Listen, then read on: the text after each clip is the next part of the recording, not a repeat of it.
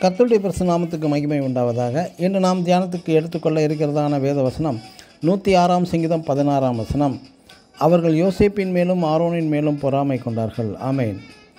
எகிப்தின் அடிமைத்தனத்திலிருந்து இஸ்ரேல் ஜனங்கள் விடுதலை பெற்று வனாந்தரத்தில் மோசேயினால் வழிநடத்தப்பட்டு வந்தபோது கோராகு, தாத்தான், அபிராம் என்பவர்களின் கூட்டம் மோசேக்கும் ஆரோனுக்கும் விரோதமாக பொறாமை கொண்டு தங்களுக்கும் ஆசாரிய பட்டம் வேண்டியதாக நாம் என்னாகமம் 16 அதிகாரத்தில் துவக்கத்தில் இருந்தே நாம் வாசிக்கலாம்.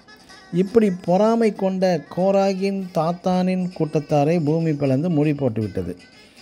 இதுபோன்று ஜனங்கள் பரலோகத்திற்கு மட்டுமல்ல இப்பூமிக்கும் உபயோகமற்றவர்கள் என்று பூமியை மூடி போட்டு விட்டது.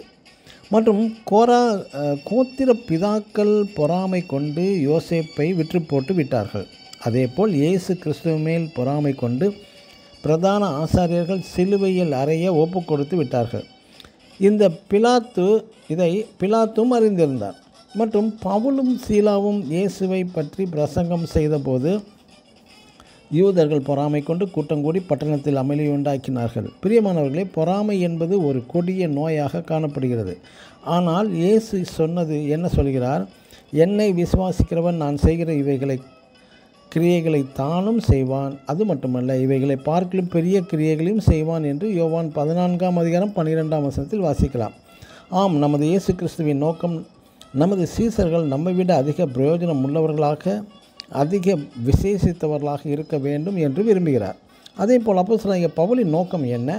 1 கொரிந்தியர் 1 அதிகாரம் 6 வசனத்தில் கிறிஸ்து மூலமாய் உங்களுக்கு அளிக்கப்பட்ட தேவ கிருபைக்காக நான் உங்களை குறித்து எப்போதும் தேவனை ஸ்தோத்திரிக்கிறேன் என்கிறார். அதாவது நாம் பெற்ற நன்மை கிருபைக்காக ஸ்தோத்திரம் செலுத்தாமல் மற்றவர்களுக்கு கிடைத்த தேவ கிருபை பலன் தேவ நன்மைக்காக நன்றி செலுத்துகிறேன் என்கிறார்.